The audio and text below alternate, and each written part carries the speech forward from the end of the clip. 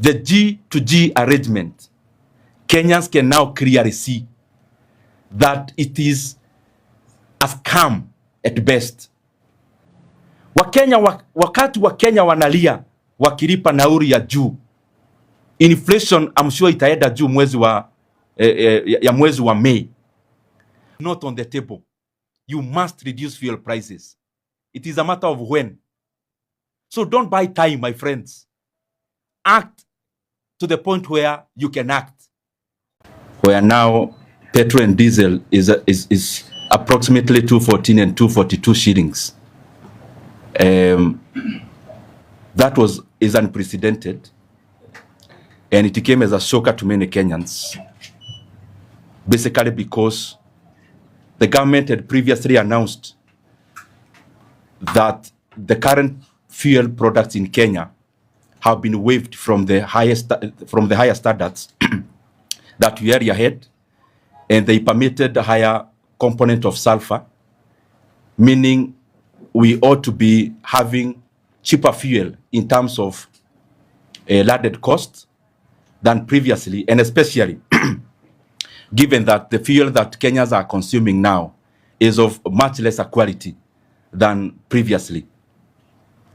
It is also important for us to know that the VAT that was reduced by government last month has not been felt by Kenyans because, as we are all aware, VAT is calculated as a percentage of the landed cost.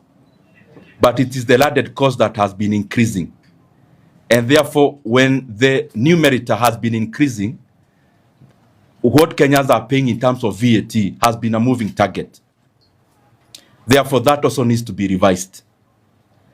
The other thing that is very important to note is that we have seen government playing games with the fuel prices, and especially political games, out of a very serious matter that we should be all concerned about. That we see EPRA releasing their gazette notice, but every time now we have been seeing the government belatedly coming with some shenanigans of trying to reduce some components way after EPRA has given their notice. As we are all aware, fuel products, and especially diesel, is an ascendant component when it comes to production, when it comes to transportation, and basically the entire facets of the economy. And therefore, when you give signals of increasing, all the other components adjust upwards, and they are sticky. That is why it is not right for the government to again then come back and purport to give some more guidance way after fuel had been increased. We saw that last month, and we saw immediately fuel went up. The other components of the economy went up consequently, and especially transportation cost. But when the government tried to or purported to waive some components like VAT, we never saw those prices coming down because economic parameters and pricing are sticky. They are sticky. Going up is very easy, but coming down is never that easy. So it's always good for coherence when it comes to giving the guidance of prices, and for the government to always sit down. The government is one. One arm of government should not pronounce this thing today, the other thing yesterday, the other thing tomorrow. That brings in a lot of confusion to the economy. And again, the intended gains are not realized because prices upwards are always sticky in terms of when there are adjustments. The other thing is that I have a proposal which we should follow as a country, and I'm giving this proposal because the current fuel prices adjustments and the cost of it is temporal, and all the other economies understand that this is a temporary situation, and therefore any economy should be looking at not inflicting long-term crisis to the economy based on the current short-term decision making. So we have a choice to make as a country. Either we spend a little more money in terms of waivers and subsidies, and then we protect the economy going forward in the medium and long term, or then we become laissez-faire and we have a price to pay dearly in the medium and long term, economically speaking. The drastic fuel increment in terms of prices will hurt the economy of Kenya to tunes of hundreds of billions. But the amount we need to bring down the fuel prices is not even a fraction of that. It is too minute. And therefore, I believe that we should be looking at seeing how we can reduce the fuel prices now so that we arrest many other issues, including inflationary pressures, that will be inevitable. And this is the proposal that I have, and which is easy. One, the amount Kenyans pay at the pump for distribution and margins of importers of fuel and retailers and wholesalers is around 22 shillings. I'm proposing that we reduce by 4 shillings. Wakipata shilingi 18 hawatafuga biashara. Kila mtu sasa lazima akaze mshipi. The second thing is that we must reduce our VAT further from the current 8% to 0. In the short term, we must exempt fuel products from VAT. And the third one is that we must do away with the road maintenance levy fund, Kenya shilling 7, that was added in the year 2024 by this government. I have gone further and tabulated the amount of money that Kenyans are going to save. And if we do those measures immediately, the fuel prices in terms of pump prices in Kenya will climb down to both of them below 190 shillings. That is diesel and petrol. Around 186 shillings for super petrol and 189 shillings for diesel. These issues, some of them need some involvement of parliament. And it is for that reason that I have already written to the clerk of the National Assembly of my intention to amend the VAT Act so that we exempt especially super petrol, diesel, and kerosene from VAT, and consequently make all those products VAT exempt and move them to the first schedule. The other thing is that I've already written to the National Assembly on the intention of amending the road maintenance levy fund by abolishing the 7 shillings that was added in the year 2024. Again, as I said before, this will give reprieve to Kenyans that the current diesel and super petrol prices should come down to around to below 190 for a liter of either. The other thing that maybe it is important for me to highlight, which is building up to that price, is also the subsidy. Diesel, as you saw in the circular, the added cost is higher. And for those prices to come to the ranges I'm talking about, we must also provision 5 billion Kenya shillings from the Fuel Stabilization Fund so that we reduce diesel by around 24 shillings. That is why the math is coming to around 189 for diesel. All those measures will stabilize our economy in terms of not have a very erratic inflationary pressures. And also we are going to have some stability in the medium and long term. Failure to do that, the price will be too high for our economy to bear. I also want to highlight 2 more things. One is that Kenyans are already complaining that the fuel products that are currently in the country seem to be adulterated diesel and adulterated with paraffin. Even when I sent this communication, I have received a lot of communication from Kenyans, clearly stating that the quality of fuel we have in Kenya, that clearly somebody is making a kill out of adulterating fuel products to make profit. I also want to request our leaders. This is not the time to make money out of the misery of Kenyans. I have been stating this and I want to repeat again. The G2G arrangement, Kenyans can now clearly see that it is a scam at best. And I want to state here again, the G2G arrangement is a kiosk for senior government officials. The same people you see claiming to reduce this or that are the same people who are the owners of G2G. In fact, 75% of the imports of fuel benefit our leaders directly. I'm requesting our leaders, now it is time to tame your greed. Kenyans cannot accommodate global supply shocks and also accommodate your greed at the same time. One has to give way for the other.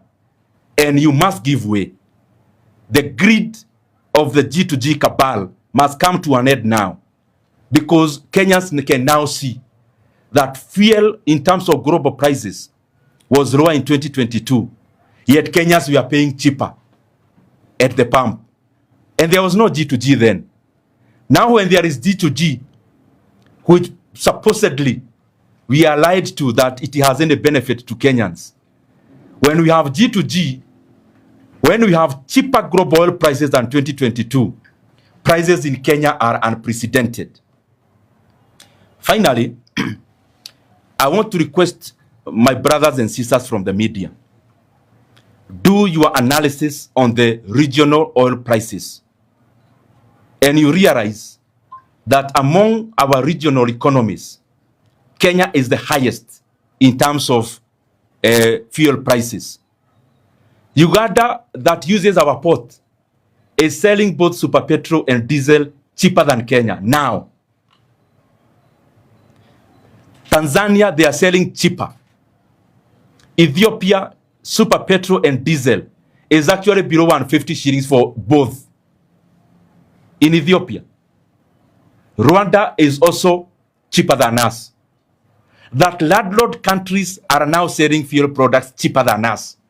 And then, as usual, we come to face the people of Kenya and blame our road network. Who should actually be charging higher? The economy with a more vast road network or the ones that need to catch up? I think it is the ones that need to catch up. So these reasons we keep giving to Kenyans every time we evolve a lie to a bigger lie. Unfortunately, figures are not on the side of lies this time round.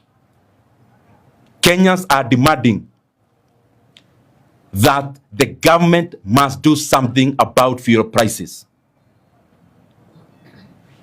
That the composition of taxes, levies, and margins, of course, you know, it's the same people in government who are taking off with it. That amount is close to 100 shillings per liter of super petrol and diesel. Because taxes and levies, we are talking about close to 75 shillings. And then the rest around 25 shillings in terms of distribution and margins. That the landed cost, for example, of super petrol is below 120 shillings. So the government cannot come and purport what we have seen some government officials purporting. Oh, global oil prices. We all understand that. You don't need to lecture us about that. We are talking about the close to 100 shillings in taxes and levies and margins. That one the government can do something about. And that is what we are demanding they must. Therefore, they must not frustrate my proposed amendments to the VAT Act and RMLF. And to my colleagues, the members of parliament, Kenyans will be watching who is on the side of Kenyans and who is against Kenyans. I'll actually initiate a process where members of parliament will sign either they support or they don't, so that Kenyans can clearly see who starts with them at this moment of crisis. Otherwise, thank you very much. Na ningetaka niseme kwa Kiswahili kwa ufupi.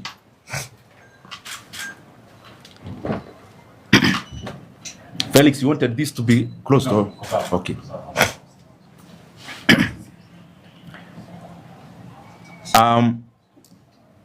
Nataka niseme kwa ufupi kwa Kiswahili. Wakenya wameona jana ya kwamba EPRA wametoa mwongozo wa vile bei ya mafuta itakuwa hapa Kenya. Na tukaona bei ya mafuta imeenda juu kupidukia. Ya kwamba sasa petroli ni kama shilingi 214 na tumeona diesel imeenda over 240 shillings. Na tumesikiza watu katika serikali wakisema mambo ya global disruption. Na Wakenya wanaelewa hiyo hata kuzidi wao. Lakini ni vizuri Wakenya waelewe ya kwamba katika lita moja kama ya petroli, shilingi kama 100 inaenda katika kodi na faida ya wale watu ambao wanahusika kwa biashara ya mafuta. Na hapo kuna kitu Kenya inaweza fanya na serikali inaweza fanya. Na ndio maana nimeandikia bunge yetu, the National Assembly, nikitaka kubadilisha ama kuamend our VAT Act ndio tupeleke ushuru wa VAT wa mafuta wa petroli, diesel na kerosene itoke vile iko katika 8% tuipeleke 0, ile inaitwa VAT exempt. Na pia nimeandikia bunge nikitaka kuteremsha road maintenance levy fund kutoka shilingi 25 ile inatozwa kwa sasa, tuondoe shilingi 7 ndio Wakenya wapate nafuu. Na pia kuna pesa Wakenya huwa wanachagia wakati wowote wana consume mafuta Kenya. Na kuna fund inaitwa Fuel Stabilization Fund. Na katika hiyo fund iko pesa ya kutosha. Na ndio nataka niulize serikali watoe bilioni nyingine 5 iende katika kusubsidize diesel. Na hiyo ita subsidize diesel kama shilingi 24. Tukifanya hayo those 3 things, ya kwamba kupeleka ushuru chini ya VAT, pili levies kupeleka chini levies ya road maintenance levy fund na shilingi 7 ambayo iliongezwa na hii serikali mwaka wa 2024, na kutoa subsidy ama nafuu ya bilioni nyingine 5 ambayo already iko, tutakuwa tumeteremsha bei ya mafuta na petroli itagharimu wa Kenya na pia diesel below 190 shillings. Tumeona ya kwamba bei ya mafuta Kenya ikilinganishwa na zile nchi jirani, bei ya mafuta Kenya ndio iko juu zaidi. Kenya iko juu ya Uganda.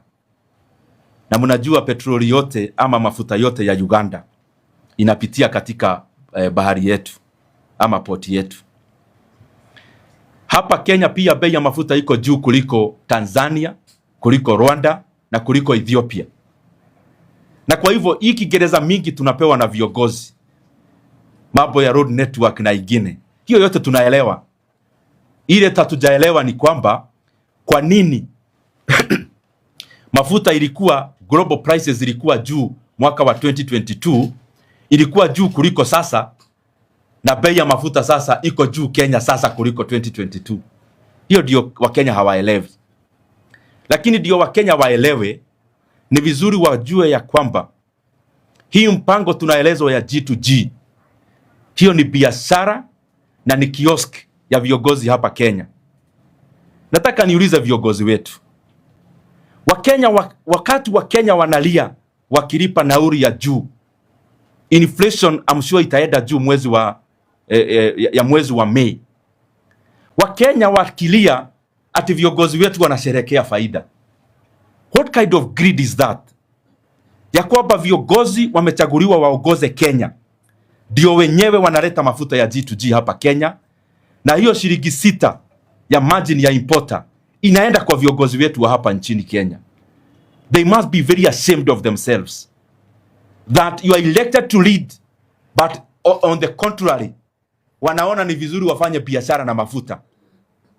Walifaidika wakati mafuta ilikuwa bei ya chini, na sasa pia wanataka waendelee kufaidika Wakenya wakati Wakenya wanalia wakinunua mafuta. Let us put our greed down, dear leaders. Kama lazima utengeneze pesa, tafadhali tuondoe hii ulafi katika hii mambo ya mafuta. Na ya mwisho, hii yote tunaona wakati already Kenya imeagiza ya kwamba quality ya chini ya mafuta inaweza sasa kuwa inauzwa hapa Kenya. Wakenya walifikiria tukiteremsha quality pengine hata bei itateremka. Sasa Wakenya wanalia mara mbili. Wanalia kwa bei ya juu na wanalia kwa gari zao kuharibika kwa vile sasa mafuta iko Kenya ni ya quality ya chini. Ni vibaya sana na ni lazima serikali wafanye kitu, and we are giving them a chance.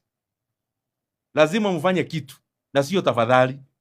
Failure to that, we are going to communicate to Kenyans the next course of action, because we cannot continue kuangalia watu wachache wakiumiza wa Kenya, na especially when their hearts are not clean, especially when themselves are involved in fuel business and especially in importation.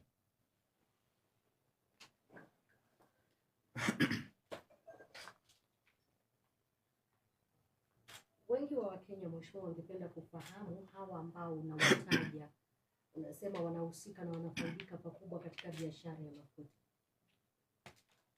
Mbona usiwataje mapema?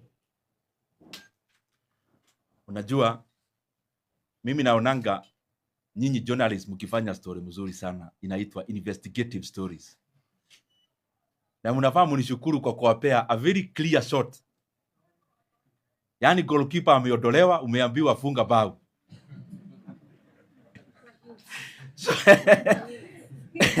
Watu wanahusika na mambo ya mafuta, hata nikiwaangalia uso mnajua ni nani. Na hao watu hao peke yao ndio wameenda Turkana. Ile mafuta tulikuwa tunafikiria ni ya kufaidi watu wa Turkana na wa Kenya, pia huko wameenda na wakaiba yote, wakanyakua. Sasa mafuta ya Turkana ni mali ya hao watu tu wanahusika na G2G, na hao watu tu ndio mtaona saa ingine kwa news wakiwachekesha hapa na pale na mambo mengi ambayo haina manufaa kwa wananchi wa Kenya.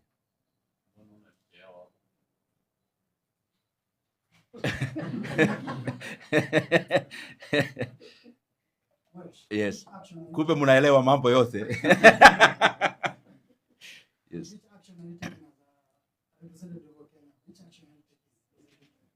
I said that and I'll actually be giving you. Ni vizuri kuuliza. Yes. You said you contact Kenyans. Yeah. Before you contact Kenyans, are you taking these things to parliament directly? No. Ni vizuri yaulize tafadhali. Yes. Ndugu yangu, nilisema ya kwamba already nishaandikia bunge na nitawapea barua ya kwamba nataka kuamend the VAT Act Cap 476 ambayo itateremsha VAT hapa Kenya from 8% to 0, making it tax exempt, especially in the medium term. Na ni vizuri niseme, mimi naelewa kama mwanauchumi ya kwamba Kenya inahitaji hizi fedha za VAT. Kenya needs these revenues of VAT.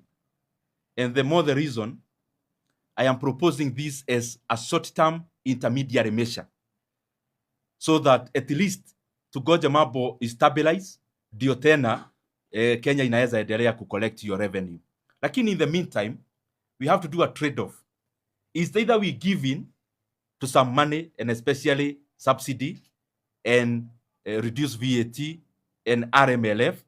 Either we do that, which is less costly, or then we let the economy move into a crisis by escalating and especially diesel prices to levels that are unprecedented, and especially given that diesel is an ascendant input in every production that we do in this country. So nishaandika hiyo barua na tutakuwa tunafanya hiyo marekebisho. I have a question. Yeah. How do you connect the current situation with now the proposals that are in the finance bill and the effect thereof in the economy? What we actually thought, and I remember, Gojiri, you asked me that there is a question you asked some time back about this proposal of pay, because all that this is doing is to raid into the pockets of Kenyans. So this is raiding because anywhere you pay higher prices for consumption, your pocket is getting raided. On the other side, Kenyans expected that the government will shape up and at least reduce pay as they had purported to do. Unfortunately, they are developing cold feet, but we'll do our best in parliament to make sure that that is done. So there is a lot of correlations, and especially when it comes to raiding the pockets of Kenyans. Yeah. Mm. And I do understand that we should also be speaking directly to the common man. Yes. Mm. This is all about the education. But then what concrete assurance would you give them, keeping in mind that we're used to such conversations just ending here, Yeah. there's political boardrooms, and nothing gets to be done in the long term.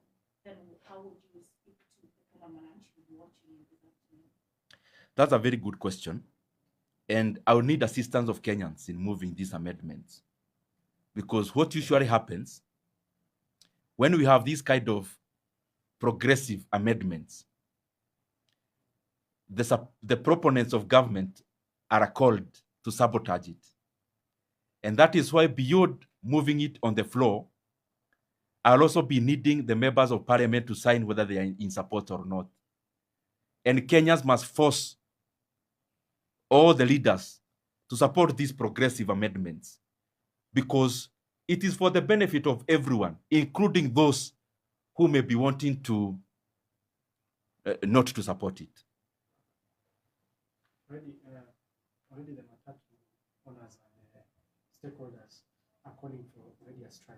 You've hinted that you want to engage Kenyans on the next course of action. Would you be part of this next course of action, the Matatu calling for the street demonstrations to push for the same, including pushing for your letter to the speaker and the clerk to have the fuel exempt? Leto, I think every Kenyan is feeling the pinch. And I'm sure every other Kenyan, all the 60 million of us, if they had an opportunity to do what I'm doing, today they would all do it. And that is why we come out to do exactly this as the representatives of the people. Any measure that every sector of the economy is taking is welcome. Because as Kenyans have realized, there is something peculiarly incompetent about this government. For example, you saw last month, we had done guidances and press conferences over and over, offering freely our opinions, which they ended up doing to some part. But they had to wait for last minute. Even this, I'm requesting them, whether you are going to reduce fuel prices or not is not on the table. You must reduce fuel prices. It is a matter of when. So don't buy time, my friends. Act to the point where you can act. Something peculiarly incompetent about this government. For example, you saw last month, we had done guidances and press conferences over and over, offering freely our opinions, which they ended up doing to some part. But they had to wait for last minute. Even this, I'm requesting them, whether you are going to reduce fuel prices or not is not on the table. You must reduce fuel prices. It is a matter of when. So don't buy time, my friends. Act to the point where you can act. before Kenyans push you to act, and you'll be in a corner. So hawa watu wa serikali saa ingine wanakausha kichwa, lakini unakausia nani kichwa? Wakenya wagani unakausia kichwa sasa? Muite mkutano ya dharura, murainisha wabunge pale bunge wa support hizi amendments, kwa sababu Wakenya wanaelewa bunge sasa ni mtu mmoja anapiga simu, maneno inafanyika. So huyo mtu mmoja anampea nafasi, pigia watu yako simu huko bunge, they must support these amendments, and you are not begging, na sio tafadhali, because in the meantime you have to lower fuel prices.